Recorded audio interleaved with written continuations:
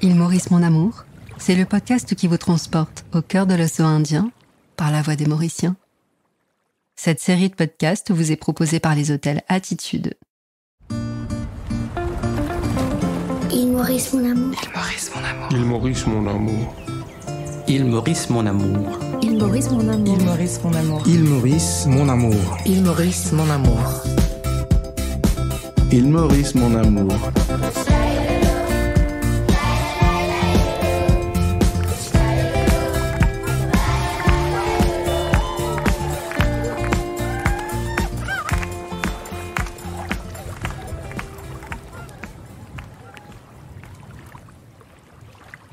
En 2020, vous avez découvert l'île Maurice au travers des récits intimes d'Éric, de Joshila, de Mélanie, de Ritesh et de bien d'autres. Pour cette deuxième saison d'Île Maurice, mon amour, nous vous proposons d'écouter d'autres histoires et d'autres trajectoires. Celles de femmes et d'hommes mauriciens, partis un jour construire leur vie ailleurs. Bienvenue dans la saison 2 d'Île Maurice, mon amour.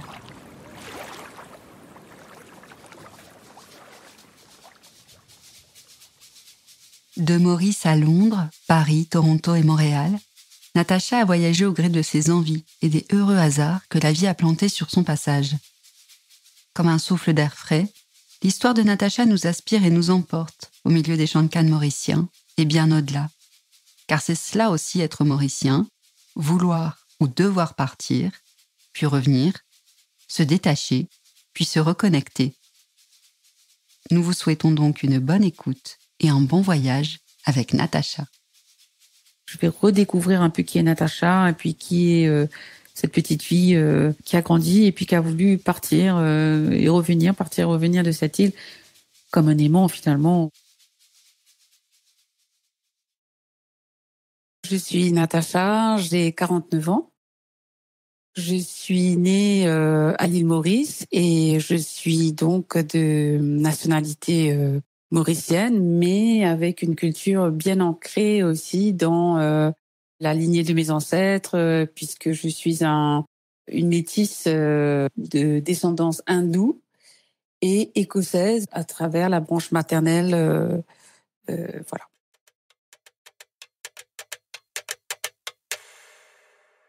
Je suis née sur la propriété sucrière de Fuel. Mon père y travaillait comme assistant field manager à l'époque. Et donc, nous avions cette maison sur une colline dans un endroit appelé Camp de Masque, qui est un petit village perdu au milieu de nulle part. Et on était vraiment que 2 familles qui habitions là. Moi, je suis née dans cette maison et la petite anecdote, c'est que c'est mon grand-père qui m'a fait venir au monde, puisque mon grand-père était infirmier. Et j'ai anecdotiquement toujours vécu dans cette chambre pendant 12 années. Donc, j'ai entamé ma vie dans cet îlot absolument paradisiaque sur l'île, puisque c'était un endroit absolument à part. C'est assez difficile à imaginer aujourd'hui, puisque l'île Maurice a tellement évolué. Mais moi, le souvenir que j'ai, c'est vraiment ces 2 maisons en haut de cette colline. Et pour y arriver, on avait cette allée de jacaranda. Et on arrivait chez nous, on avait sur la gauche une immense serre d'anthurium, puisqu'à l'époque, chaque Mauricien bien constitué avait chez lui une bonne petite serre d'anthurium, puisque c'était la fleur à la mode à l'époque. Et voilà, nous, on était aussi du lot. Et puis cet immense jacquier. Le jacquier, c'est un arbre qui donne énormément de fruits, très odorant à maturité, mais qui était quand même, dans mes souvenirs, un arbre très prolifère. Et puis voilà, on continue sur cette allée, puis on est arrivé chez nous, et on avait cette petite tonnelle de raisins. Je pense que c'était du muscat, j'en sais rien. Et c'est cet immense jardin fruitier avec tellement d'arbres. Et surtout nos chiens, dont on avait, je sais pas, peut-être 5-6 chiens, des lapins. Mon père m'avait même acheté une vache, je me souviens, parce que je refusais de boire du lait en poudre. À l'époque, à Maurice, on avait beaucoup de lait en poudre. Et comme je refusais de boire ce lait, mon père m'avait acheté une vache, voilà. Et tous les matins, je buvais le lait de la vache. Mes parents aimaient beaucoup la nature et m'ont vraiment transmis cet amour des plantes et et de vivre assez naturellement avec ce qui nous entoure. Je pense que j'ai plus vécu pieds nus que dans des chaussures. C'est vraiment le propre de vivre aussi sur une île et encore plus sur une propriété sucrière parce que les enfants étaient vraiment laissés en toute liberté. On partait des heures, quelquefois on partait le matin à 9h avec nos vélos. On revenait, on avait sillonné les champs de canne à sucre, on avait observé les gens dans les champs, on avait parlé avec moult personnes sur notre chemin et on rentrait affamés à midi comme si on avait vécu la vie de Tom Sawyer. C'était vraiment de belles aventures.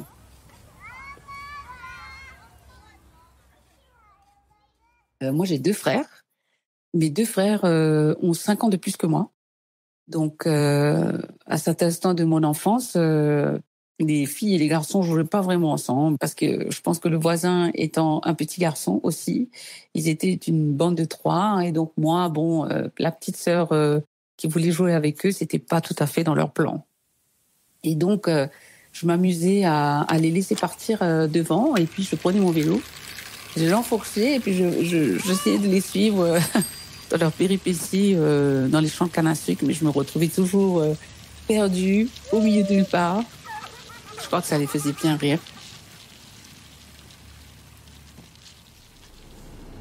Pour aller à l'école, je prenais ce qu'on appelle à Maurice le van d'école, qui est donc ce petit minibus, sauf que le nôtre était gigantesque. En tous les cas, à mes yeux de petite fille, ça paraissait vraiment un vrai autocar comme on peut voir en France. On prenait le van et on partait 6h30. 7h moins le quart, c'était une très très longue route pour aller jusqu'à Curepipe, où nous allions pratiquement tous à l'école.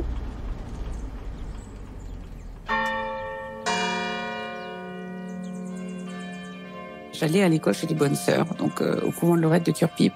Une éducation vraiment très singulière, puisque quand j'en parle autour de moi aujourd'hui encore, les gens me disent « Ah bon, chez les bonnes sœurs, ça devait être vraiment très strict ». Mais j'aimais beaucoup parce que finalement, je pense que ça m'a amené à rentrer un peu dans les rangs, chose que moi, petite fille des champs de canne à sucre, je considérais pas vraiment comme étant important. Et puis cette scolarité qui m'a aussi permis de participer à pas mal de choses, entre autres, je pratiquais de l'athlétisme.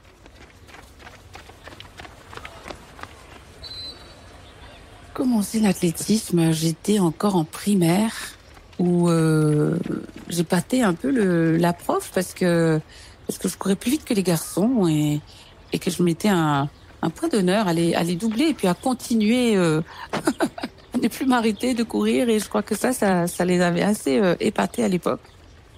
J'ai senti que c'était quelque chose qui m'attirait beaucoup. J'aimais beaucoup ça me libérait de courir et donc j'ai commencé, je devais avoir 7-8 ans et j'ai commencé à courir en section Benjamin. Et j'ai très vite commencé des entraînements au stade de réduit. Après, j'ai commencé vraiment une belle carrière pendant peut-être 7 ans à peu près, 7-8 ans.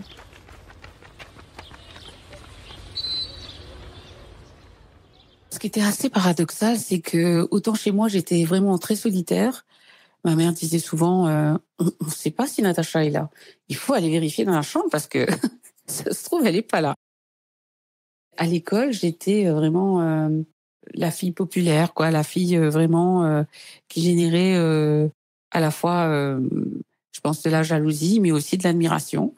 Et c'était pour moi une aventure humaine extraordinaire parce que ça m'a permis de rencontrer tellement de gens, tellement de personnes que je connais encore aujourd'hui. Finalement, je réalise avec beaucoup de recul que j'avais marqué les esprits. À mes 12 ans, d'abord un événement clé de notre famille. Ma mère va accoucher d'une petite fille et mon père, la même année, a une promotion.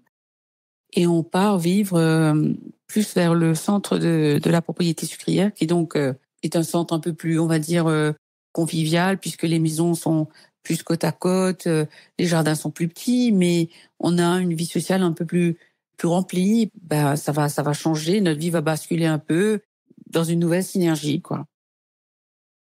Nous habitons à Fuel même pendant au moins 3 ans. Puis nous bougeons à une autre section qui s'appelle Queen Victoria. Et là, nous allons vivre vraiment de magnifiques années parce que Queen Victoria, c'est vraiment la maison immense, le jardin immense, la vue sur la mer. On est bien, on est tous, oui, très. On va dire que c'est une vie très équilibrée. On reçoit beaucoup. On a une vie très riche, quoi.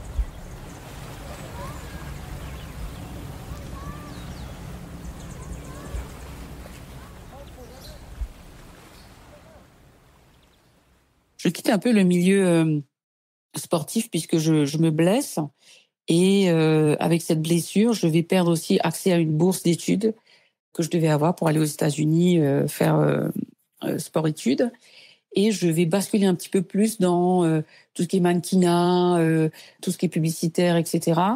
Je dérive un petit peu plus vers une vie un peu moins sportive, on va dire, voilà.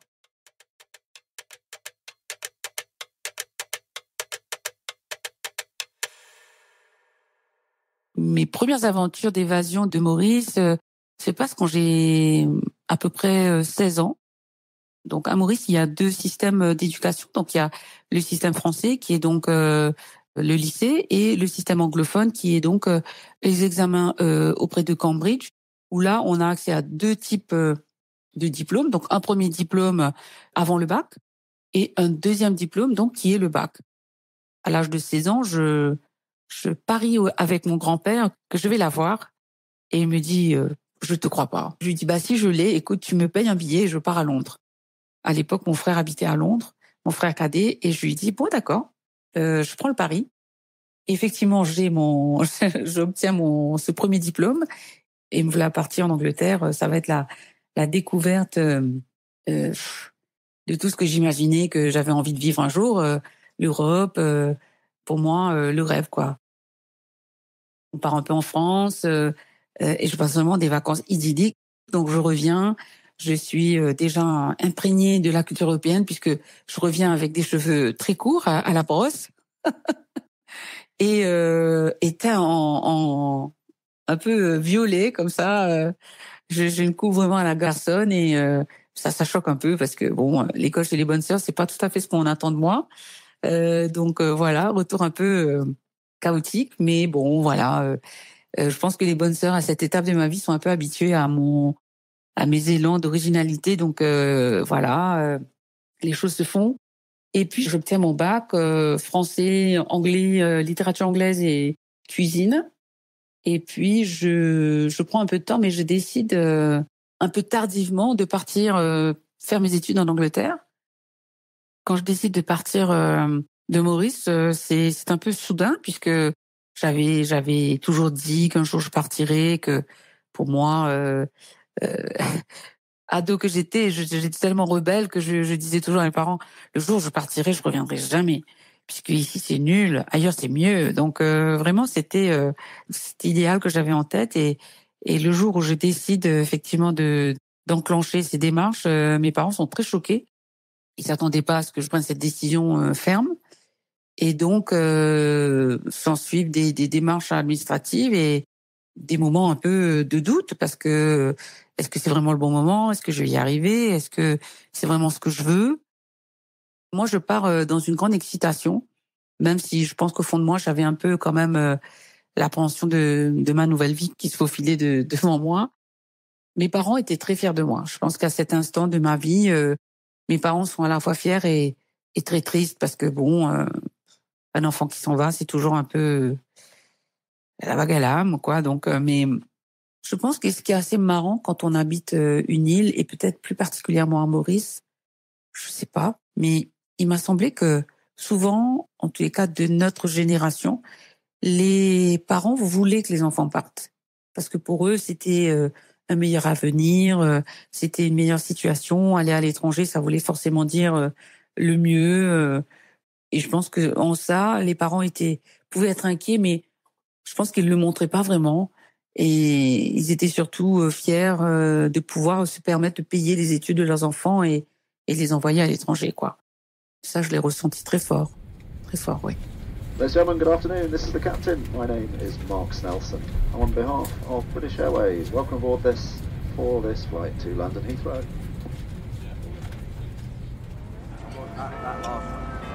Quand j'arrive en Angleterre, mon frère qui vit déjà, puisqu'il est marié à une Anglaise, chez eux, c'est génial. Les premières semaines, les premiers mois sont super.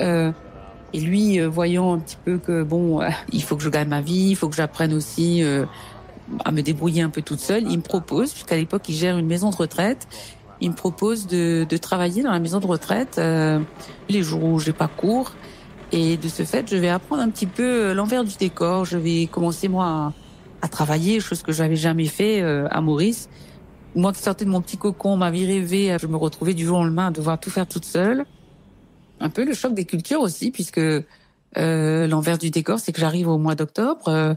Au lieu de rentrer en plein été comme on est à Maurice, je rentre en plein hiver. Et puis là où j'habite, je suis sur un parc et je vois le matin en me réveillant le brouillard, hein, bien sûr, le fameux brouillard anglais, tous les matins. Et puis ce froid qui me prend les tripes parce que je l'avais jamais vécu avant. Donc oui, je me suis encore ressemblé à un petit bibendum certains jours pour partir en course. Mais une belle aventure humaine parce que je pense que ces années anglaises finalement m'ont appris à savoir que je pouvais me débrouiller toute seule, même si c'est dur. Apprendre la vie, la vraie vie finalement, hein, que nous on n'a pas tout à fait quand on a 18 ans à Maurice. On reste vraiment dans un cocon. On est chez nos parents, on a la plage, on a le soleil, la vie est très saine, très naïve, j'ai envie de dire. Et puis quand on arrive dans une grande ville comme Londres, voilà, c'est la jungle quoi. C'est la débrouille et je la prends un peu à mes dépens quoi, parce que au début je refuse un peu. Je dis non, je vais pas faire ça. Non, je vais pas travailler en maison de retraite, ça va pas. Non. Et puis petit à petit, je réalise qu'en fait, si je travaille pas, j'ai pas d'argent de poche et que c'est à moi de me débrouiller et je finis par m'habituer et puis à me complaire dans cette petite vie tout à fait sympathique quoi. Ces années à Londres, en fait, mon frère vit au sein d'un petit microcosme de Mauriciens que lui-même a rencontré en arrivant dans sa ville. Et du coup, au travers de mon frère, je vais vivre vraiment un patriotisme fulgurant puisque le dimanche, le week-end, on va manger mauricien, on va lire les journaux, on va avoir vraiment accès à, malgré tout, toute cette partie de notre culture qui perdure un petit peu et qu'on maintient finalement, puisque on va se complaire à se dire bon, allez, je viens chez toi ce week-end, hein, qu'est-ce qu'on cuisine? On cuisine des gros pois, on cuisine un riz lentilles rougail. C'est vrai qu'on était motivés et excités à l'idée de se dire bon on a quand même ça en nous, on va pas laisser tomber, on va continuer à manger nos plats préférés, essayer de trouver surtout où aller acheter les ingrédients parce que c'était pas évident. Mais la chance qu'on a eue, que j'ai eue, c'est qu'en Angleterre, on a beaucoup de quartiers indiens et donc on pouvait retrouver ces épices assez facilement et les caries et les riz lentilles, y aller de bon train, ça, on s'est quand même régalé malgré tout. Et moi, j'ai partagé, comme je fais toujours, hein, encore jusqu'aujourd'hui, je partage ma culture et dès que je le pouvais, je cuisinais pour les amis, je faisais des repas mauriciens pour partager ma culture mauricienne.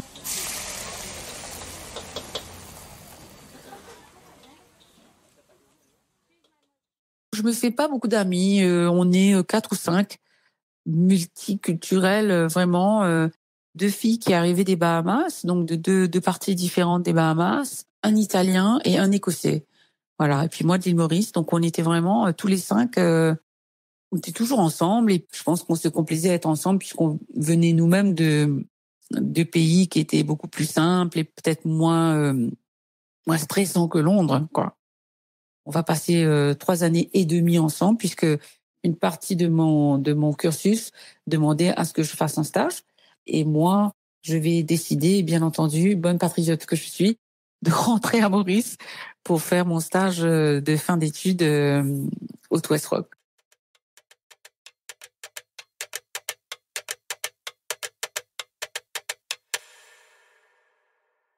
Donc à la fin de ma 2e année, je rentre à Maurice pour donc faire ce stage. Je vais passer presque 1 an puisque je vais cumuler les vacances. Je vais en profiter un peu pour rester le plus longtemps possible. Et puis je vais vivre une année absolument incroyable. Je vais découvrir l'hôtellerie mauricienne, dans une très très vieille maison, puisque toi, je crois que c'est une très vieille maison. Mais je vais aussi découvrir Maurice en travaillant, en étant un stagiaire, mais avec des responsabilités. Donc, je vais apprendre aussi mon pays sous une autre culture, quoi. Le regard d'un touriste qui arrive et qui me dit, mais waouh, je passe un moment de rêve. Vous avez un pays de rêve, c'est incroyable. Et je n'entendais que ça. Et pour moi, c'était vraiment me remettre un peu les yeux en face des trous, j'ai envie de dire. Et ma 4e année, quand je vais rentrer à Londres, je vais devenir beaucoup plus humble parce que je réalise qu'en fait, je viens d'une île qui est paradisiaque. Je viens d'un endroit qui est spécial, où les gens se côtoient sans faire la guerre, où on a vraiment une culture, une gastronomie incroyable, etc. Et je vais chérir ça, mais je vais pas rentrer sur l'île.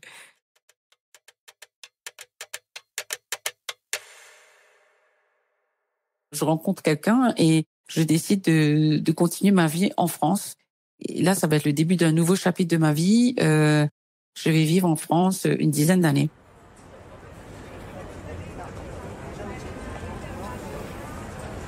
En arrivant à Paris, je suis en couple.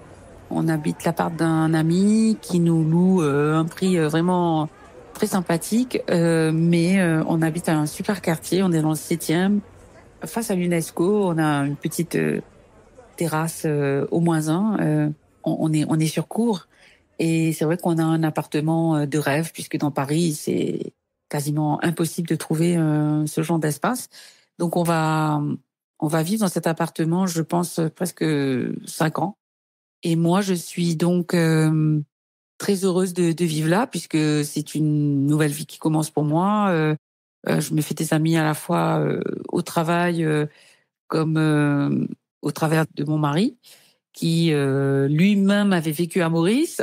Donc, sa mère travaillait à Maurice auprès de l'ambassade de France. Donc, on a une résonance tous les deux, et donc ça va créer une vraie complicité. On va vivre autour avec des Mauriciens qui vont aller venir chez nous, mais aussi des Français qui vont partager notre biculturalité.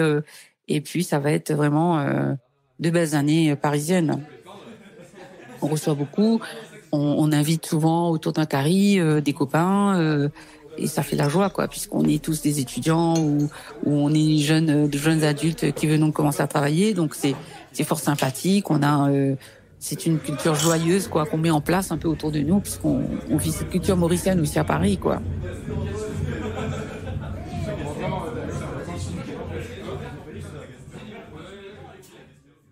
Je travaille au crayon. En fait, je commence à travailler en haut des champs dans un premier hôtel qui est le Warwick. Et puis, je vais atterrir au crayon. Et là, je vais rester un bon moment. Je vais rester quelques années.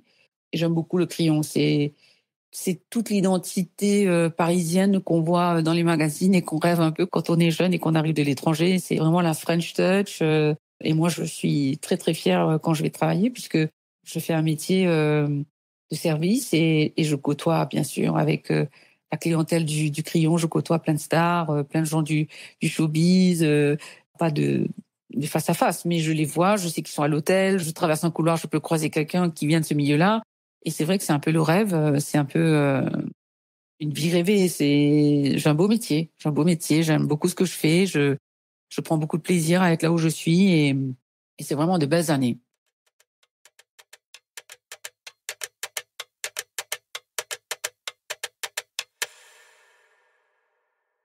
En 2002, on se sépare avec mon mari, on se sépare et ma petite sœur décède d'un accident tragiquement à l'île Maurice.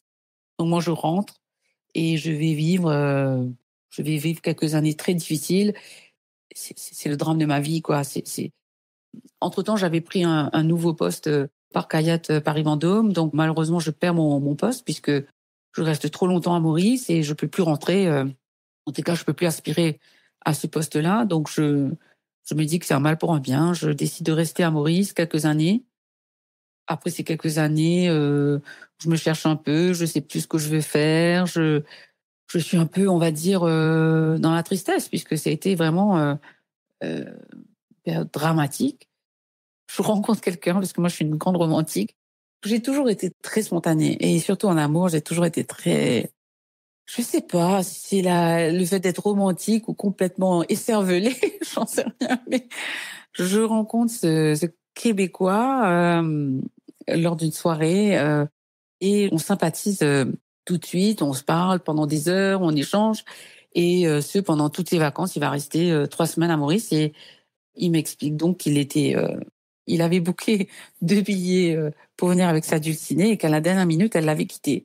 Donc je le prends un peu je sais pas, pas en pitié, mais je suis un peu, voilà, j'ai la compassion, je suis quand même triste pour lui, et puis je l'amène à visiter un peu, et puis on se prend un peu entre amitié et un peu relation romantique, on s'apprécie bien, et puis avant de partir de Maurice, il me dit, écoute, je t'appellerai quand je serai là-bas, et puis si tu veux venir, avec plaisir et tout, bien sûr, pas de souci. Sauf qu'une semaine après, il me dit, écoute, j'ai un mariage, il m'appelle de Toronto. J'ai un mariage, j'aimerais bien que tu m'accompagnes. Pour moi, c'était vraiment partir en vacances. Je me dis, c'est génial. Quelqu'un m'envoie un billet, me dit, viens, on va passer 3 semaines à Niagara Falls, que je connaissais pas, à Toronto. Donc, je me dis, c'est génial, avec plaisir.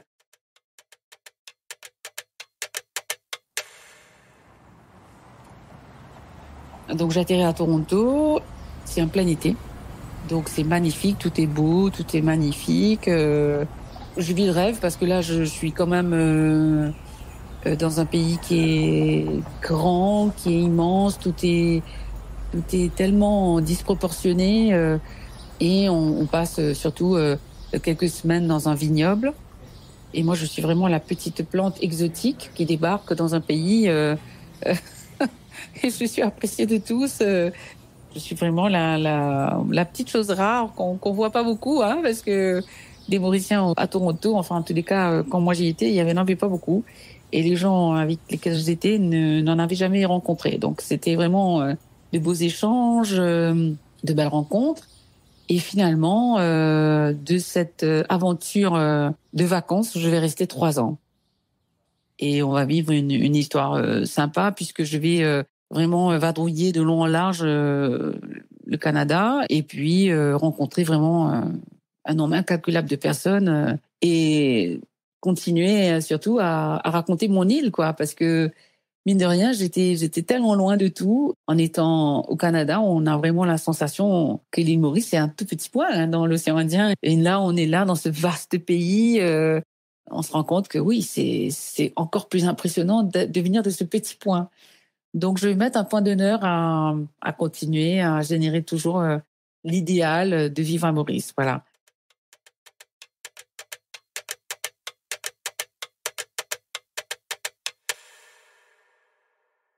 En étant au Canada, je réalise que Maurice me manque terriblement, et puis mes parents vivent une situation très douloureuse de par la disparition de ma sœur. Et moi, j'ai envie de rentrer. J'ai envie de rentrer, faire une pause, être aussi auprès de mes parents. Sauf que on n'arrive pas à s'entendre, mon copain et moi à l'époque, sur le fait de rentrer, de passer quelque temps à Maurice. Et donc, du coup, je décide finalement, au bout de 3 ans, de rentrer seule. Et on va se séparer à cet instant-là, puisque voilà, ça va être le désaccord qui va un peu ramener sous nos yeux la réalité des choses. C'est-à-dire que moi, j'avais besoin aussi de me nourrir de Maurice, puisque c'était la première fois que je partais aussi longtemps sans rentrer. Donc là, j'avais vraiment une envie irrépressible de rentrer, et c'est ce que j'ai fait.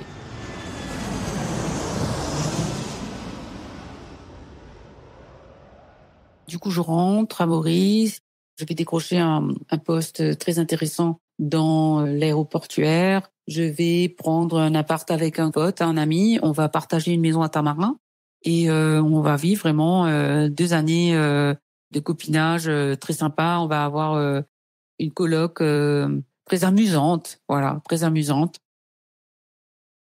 Au bout de quelques années à Maurice, je fais le tour de pas mal de choses, puisque je décide aussi de mettre plus en contact avec moi-même, de retrouver qui je suis, de vivre un peu ma spiritualité aussi. Donc, je vais faire un peu un voyage initiatique où je vais redécouvrir un peu qui est Natacha et puis qui est cette petite fille qui a grandi et puis qui a voulu partir et revenir de cette île comme un aimant finalement où je n'ai jamais vraiment pu rester trop longtemps non plus à l'étranger. Je vais finalement me décider à vivre une vie de femme seule, puisque je fais des rencontres trop douloureuses, romantiques que je suis. Je me dis non, mais là, j'en ai marre. Je décide de ne plus rencontrer, de faire de rencontres amoureuses, et je commence à vraiment m'amuser avec les amis ou vivre une spiritualité, etc. Bien sûr, la vie fait les choses. On n'a pas toujours le contrôle, hein. Je rencontre mon deuxième mari. On va donc vivre une magnifique histoire qui nous apaise tous les deux, puisque lui aussi arrive un peu d'un cadre de vie un peu tumultueux où il a envie de se poser. Le coup de foudre nous surprend. 6 mois après, on est mariés. On va vivre 5 années comme ça, en amoureux, transi. Et on va accueillir après 5 ans notre petit miracle, notre fils, qui va venir bouleverser un peu nos projets et nos vies, quoi, finalement.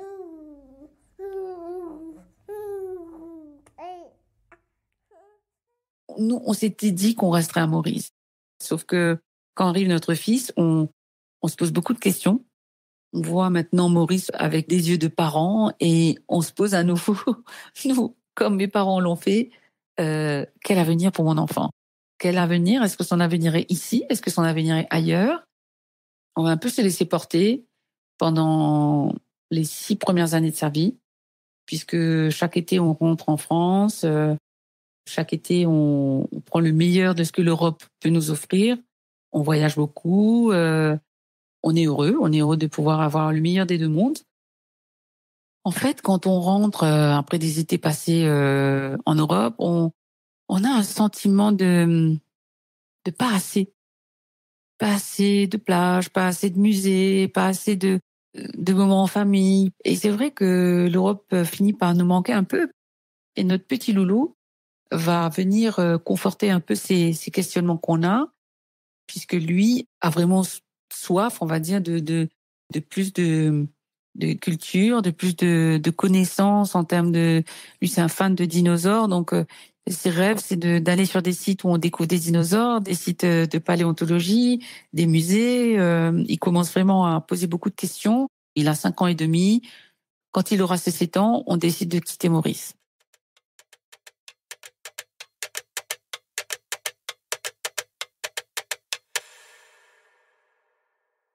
Quand on part en mois de juin, mon père est malade et je ne sais pas si je vais le revoir. Sauf qu'entre le mois de juin, quand on part, et le mois d'octobre, je vais rentrer à Maurice 3 fois, puisque mon père est très malade et que je veux être avec lui. Et il va malheureusement décéder au mois d'octobre. Et je pense que c'est une page qui se tourne. Pour nous, c'est une page qui se tourne. Pour moi, en tous les cas, c'est une page qui se tourne. Je ne pense pas qu'on rentrera pour y vivre à nouveau. Même si ma mère y est, je pense surtout y aller souvent, autant que possible, pour aller reprendre un peu de cet air tropical qui nous fait tant de bien. Mais je pense qu'y vivre, pour moi, ça va être très difficile et je réalise que la vie sera plus jamais pareille sur l'île sans mon père.